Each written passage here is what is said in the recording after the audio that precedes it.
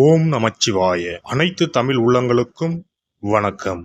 நிகழும் ஸ்ரீ மங்களகரமான குரோதி ஆண்டு நவம்பர் மாதம் 16ஆம் தேதி சனிக்கிழமை அன்று பிரதமை திதியில் கிருத்திகை நட்சத்திரத்தில் வரியான் நாமயோகத்தில் பாலவம் கர்ணத்தில் அமிர்தயோகம் கூடிய நன்னாளில் இந்த மகத்தான கார்த்திகை மாதம் பிறக்கிறது. கார்த்திகை மாதம் என்றாலே ஐயப்பனுக்கு விரதம் ஆரம்பிக்கக்கூடிய காலகட்டம் ஆகும். மற்ற எந்த மாதத்திற்கும் இல்லாத தனிச்சிறப்பு கார்த்திகை மாதத்திற்கு உண்டு. இந்த கார்த்திகை மாதத்தில்தான் மழை, வெயில், பனி ஆகிய அனைத்தும் கலந்த காலநிலை நிலவும். கார்த்திகை மாதத்தில் கார்த்திகை தீபம், சோமவார விரதம், உமா மகேஸ்வர விரதம், கார்த்திகை ஞாயிறு விரதம், கார்த்திகை விரதம், விநாயகர் சஷ்டி விரதம், முடவன் முழுக்கு, கார்த்திகை மாத வளர்பிறை, துவாதசி, துளசி கல்யாணம் போன்ற வழிபாடுகள் மேற்கொள்ளப்படுகின்றன. சூரிய பகவான் விருச்சிக ராசியில் சஞ்சரிக்கக்கூடிய கார்த்திகை மாதத்தில் சூரிய புதன் சேர்க்கையால் புதாதித்ய ராஜயோகமும், சூரியன் குரு எதிரெதிர் ஸ்தானத்தில் சஞ்சரிக்கும் போது சம சப்தம யோகமும், சூரியனுக்கு தனஸ்தானத்தில் சுக்கிரனின் அமைப்பால் வேசி யோகமும் உருவாகிறது.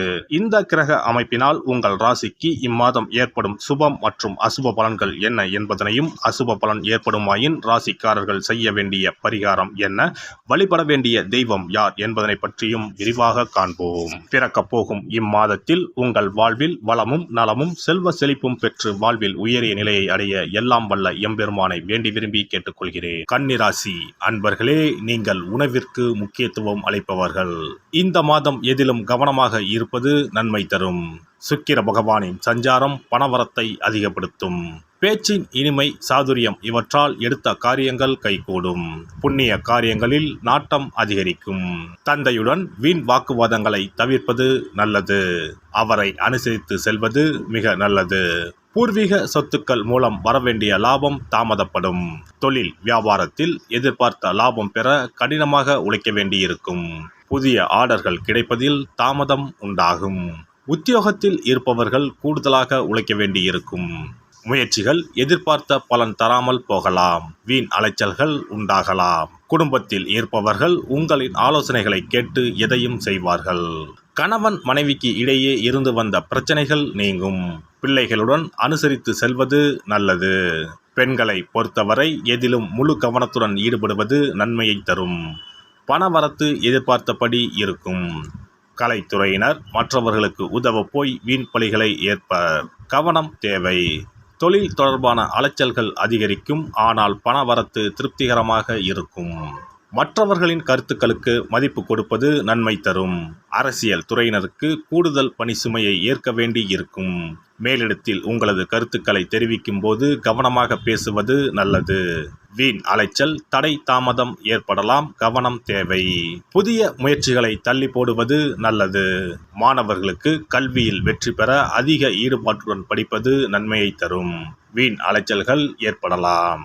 நட்சத்திர பலன்கள் உத்திரம் 2, 3, 4ஆம் பாதங்கள். இந்த மாதம் வீண் கவலை ஏற்பட்டு நீங்கும். உடல் ஆரோக்கியத்தில் கவனம் தேவை. உங்களது சொத்து தொடர்பான விவகாரங்களில் தாமதம் ஏற்படும். பக்தியில் நாட்டம் அதிகரிக்கும். நெருங்கிய நண்பர்களிடம் மனஸ்தாபம் ஏற்படலாம். அஸ்தம் நட்சத்திரம். இந்த மாதம் தொழில் வியாபாரத்தில் ஈடுபட்டு இருப்பவர்கள் பார்ட்னர்கள் மற்றும் வாடிக்கையாளர்களிடம் அனுசரித்து செல்வது நன்மையை தரும். உத்தியோகத்தில் இருப்பவர்கள் வேலைப்பளு ஏற்பட்டாலும் எப்படியாவது செய்து முடித்து விடுவீர்கள். சக ஊழியர்களின் ஒத்துழைப்பும் இருக்கும். சித்திரை 1, 2ஆம் பாதங்கள். இந்த மாதம் குடும்பத்தில் இருப்பவர்களுடன் ஏதாவது ஒரு வகையில் வாக்குவாதம் உண்டாகும். கணவன் மனைவிக்கு இடையே சிறு சிறு மனஸ்தாபம் உண்டாகும். சகோதரர்களிடம் கருத்து வேற்றுமை ஏற்படலாம். வெளியூர் பயணங்கள் செல்ல வேண்டி இருக்கும். புதன் கிழமையில் அருகில் இருக்கும் காவல் தெய்வத்தை வணங்க மனதில் இருந்த குழப்பம் நீங்கி நிம்மதி உண்டாகும். கடன் பிரச்சனைகள் தீரும். சிறப்பு தொகுப்பு. கண் திருஷ்டிகள் அகன்று தடைப்பட்டு கொண்டிருக்கும் காரியங்கள் நிறைவேற செய்ய வேண்டிய பரிகாரம் என்ன என்பதனை பற்றி காண்போம். வாழ்க்கையில் நல்ல நிலையில் இருந்தவர்கள் கூட திடீரென்று பொருளாதாரம் இழந்து மன கஷ்டங்களுடன் வாழும் நிலை ஏற்படும். இந்த நிலை எதனால் ஏற்பட்டது என்று ஆராய்ந்து பார்த்தால் பெரும்பாலும் அவர்களின் மீதான கண் திருஷ்டிதான் காரணமாக இருக்கும். கல்லடி பட்டாலும் கண்ணடி படக்கூடாது என்று சொல்வார்கள் அல்லவா, அது உண்மைதான். இது போன்ற பிறரின் பொறாமை கொண்ட கண் திருஷ்டியினால் பலரின் வாழ்க்கை சிரமத்திற்கு ஆளாக நேரிடும். இது போன்ற கண் திருஷ்டிகளிலிருந்து எப்படி தப்பிப்பது? இருக்கவே இருக்கிறது எளிதாக கிடைக்கும் ஊமத்தஞ்செடி. தெய்வ சக்தி நிறைந்த செடியாக கருதப்படும் ஊமத்தஞ்செடியின் காய், பூ, இலைகள் என அனைத்தும் தீய சக்திகள் விரட்ட பரிகாரத்துக்கு பயன்படுகிறது. பொதுவாக ஊமத்தம் காய்க்கு கெடுதலை அகற்றக்கூடிய சக்தி உண்டு. நம் வீட்டில் உள்ள எதிர்மறை சக்தியை அகற்றுவதற்கு ஊமத்தங்காய் தீபம் சிறந்த பரிகாரமாகிறது. தெய்வீக மகத்துவம் நிறைந்த ஊமத்தங்காய் மற்றும் பூவையும் எடுத்துக்கொள்ளுங்கள். வீட்டுக்கு அருகில் இல்லை என்றால் நாட்டு மருந்து கடைகளில் கிடைக்கும். இந்த 2 பொருட்களையும் மஞ்சள் தண்ணீரை கொண்டு நன்றாக கழுவி விடுங்கள். சிறிது நேரம் அவற்றிலுள்ள ஈரம் போக ஆறவிட்டு பிறகு அவற்றை ஒரு மஞ்சள் துணியில் குலதெய்வத்தை வேண்டி ₹1 நாணயத்தோடு சேர்த்து முடிந்து வீட்டின் நிலைப்படியில் கட்டி தொங்க விடுங்கள். இந்த முடிச்சை வெள்ளிக்கிழமை அல்லது ஞாயிற்றுக்கிழமைகளில் தயார் செய்து வாசல் படியில் கட்டுவது சிறப்பு. தினமும் வீட்டில் தீபம் ஏற்றி காண்பிக்கும் போது இந்த முடிச்சுக்கும் காண்பிக்கவும். இதேபோல் ஊமத்தம் இலைகள் கிடைத்தால் அந்த இலைகளை சுத்தமான மஞ்சள் தண்ணீரில் கழுவிவிட்டு அவற்றை கொண்டு வீட்டில் இருக்கும் விநாயகருக்கு திங்கள் கிழமைகளில் தொடர்ந்து அர்ச்சனை செய்து வர வேண்டும். ஊமத்தம் பூவையும் விநாயகருக்கு சூட்டலாம். 3 வாரங்கள் தொடர்ந்து திங்கள் கிழமைகளில் விநாயகருக்கு ஊமத்தை இலையால் அர்ச்சனை செய்து ஊமத்தம் பூவை சூட்டி வழிபட்டால் வீட்டில் உள்ள கெட்ட சக்தி நடமாட்டம் மற்றும் கண் திருஷ்டிகள் தீரும். ஊமத்தம் செடியும் சிவபெருமானுக்கு உகந்த இலை ஆகும். இந்த ஊமத்தங்காய் வைத்து சிவபெருமானுக்கு தீபம் ஏற்றி வழிபடுவதன் மூலம் நமது பிரச்சனைகளில் இருந்து எளிதாக விடுபட முடியும். முதலில் 2 ஊமத்தங்காய்களை எடுத்துக்கொள்ள வேண்டும்.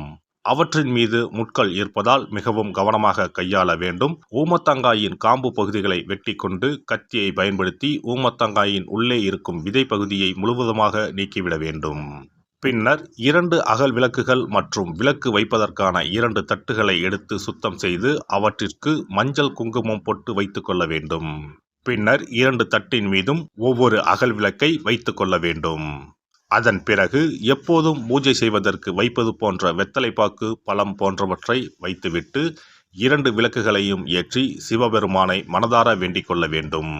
எனக்கு இருக்கும் பிரச்சனைகள் அனைத்தும் தீர்ந்து இன்பமான வாழ்க்கை கிடைக்க வேண்டும் என வேண்டிக் கொள்ள வேண்டும். இந்த பூஜையை வெள்ளிக்கிழமை அன்று தொடங்கினால் தொடர்ந்து 9 வெள்ளிக்கிழமைகள் செய்ய வேண்டும். ஊமத்தங்காயின் மீது எவ்வாறு முட்கள் இருக்கிறதோ அதுபோல நமது வாழ்க்கையில் இருக்கும் முட்கள் போன்ற பிரச்சனைகளை அவை தீர்த்து வைக்கின்றன. இந்த பூஜையை நாம் தொடர்ந்து செய்து வருவதால் நம் மீது இருக்கும் கண் திருஷ்டிகள் அகன்றுவிடும்.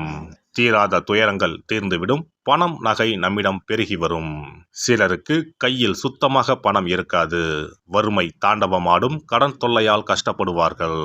பண பிரச்சனையில் சிக்கி கொண்டிருப்பவர்கள் இந்த தீபத்தை ஏற்றினால் 3 வாரங்களில் நல்ல பலனை பெற முடியும். தொழிலில் நல்ல முன்னேற்றம் இருக்கும். கடன் பிரச்சனைகள் தீரும். உறவினர்களிடையே பகைமை இருந்தால் அவையும் மறைந்துவிடும். நோய்வாய் உள்ளவர்கள் இந்த தீபத்தை ஏற்றுவதன் மூலம் நல்ல பலனை பெற முடியும்.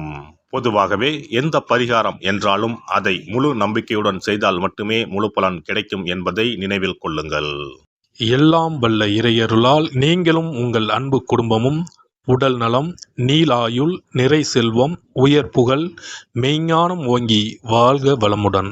இந்த வீடியோ பதிவு உங்களுக்கு பிடித்திருந்தால் லைக் பண்ணுங்க, கமெண்ட் பண்ணுங்க, ஷேர் பண்ணுங்க. மறக்காம சப்ஸ்கிரைப் பண்ணுங்க. பக்கத்துல இருக்கிற பெல் பட்டனை கிளிக் பண்ணுங்க. நன்றி, வணக்கம். ஓம் நமச்சிவாய. சிவாய நம.